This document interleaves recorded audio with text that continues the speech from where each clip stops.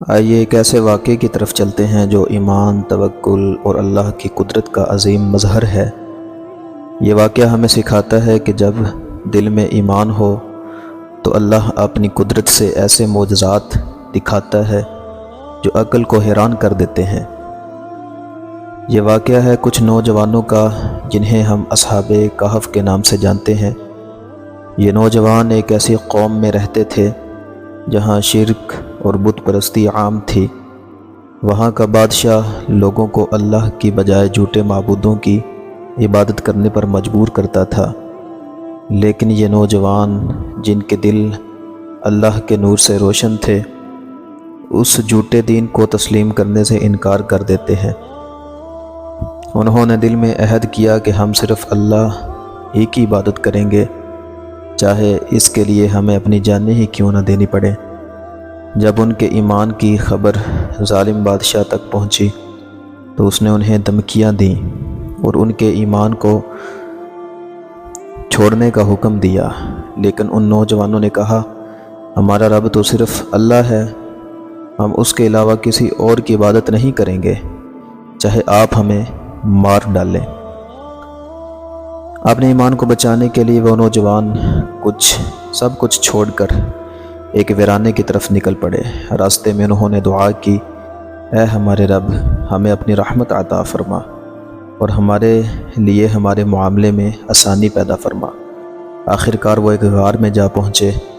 تھکن سے چور انہوں نے وہیں پناہ لی، لیکن یہ ان کی کہانی کا آغاز تھا، معجزے کا آغاز۔ اللہ تعالیٰ نے ان پر اپنی خاص رحمت نازل کی اور انہیں ایک ایسی نیند میں مبتلا کر دیا جو 309 سال تک جاری رہی۔ 309 سال، جی ہاں، 3 صدیوں سے زیادہ۔ اس دوران اللہ تعالیٰ نے ان کی حفاظت کے لیے حیرت انگیز انتظام کیے۔ چنانچہ سورج کا رخ ایسا رکھا کہ اس کی روشنی ان کے جسموں کو نقصان نہ پہنچائے۔ ان کے جسموں کو وقتاً فوقتاً کروٹیں دلوائیں تاکہ ان کے اعضاء خراب نہ ہوں۔ ان کا کتا غار کے دہانے پر بیٹھا رہا، اس طرح کہ دیکھنے والے خوف زدہ ہو کر دور رہتے۔ یہ نوجوان اللہ کی قدرت کا زندہ معجزہ بنے رہے، لیکن اس کا علم کسی کو نہ تھا۔ 309 سال بعد اللہ کے حکم سے یہ نوجوان جاگ گئے۔ انہوں نے ایک دوسرے سے پوچھا، ہم یہاں کتنی دیر سوئے؟ کسی نے کہا، شاید ایک دن یا اس کا کچھ حصہ۔ انہیں بھوک لگی تو انہوں نے اپنے سکے نکالے اور ایک نوجوان کو کھانے کی چیزیں لانے کے لیے بازار بھیجا، لیکن جیسے ہی وہ بازار پہنچا اسے سب کچھ بدلتا ہوا محسوس ہوا۔ لوگ، لباس، بول چال، حتیٰ کہ سکے بھی مختلف ہو چکے تھے۔ جب اس نے پرانے سکے کے ذریعے کچھ خریدنا چاہا تو لوگوں کو شک ہوا اور حقیقت کھلنے لگی۔ لوگ ان کے پاس آئے اور اللہ کے اس عظیم معجزے کو دیکھ کر حیران رہ گئے۔ یہ واقعہ اس وقت کے لوگوں کے لیے ایک بہت بڑی نصیحت بن گیا۔ لوگوں کو یقین ہو گیا کہ اللہ نہ صرف زندہ کرنے والا ہے بلکہ قیامت کے دن مردوں کو دوبارہ اٹھانے پر بھی قادر ہے۔ اس واقعے کے بعد وہاں کا معاشرہ ایمان کی روشنی سے منور ہو گیا۔